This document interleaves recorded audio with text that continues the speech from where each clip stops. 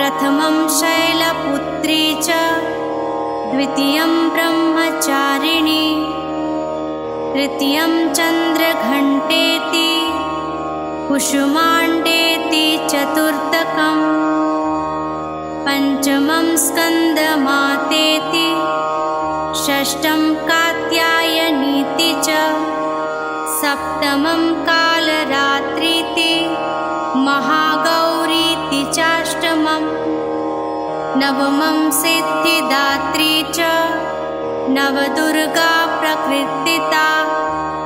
उक्तान्येतानि नामानि ब्रह्मणैव महात्मना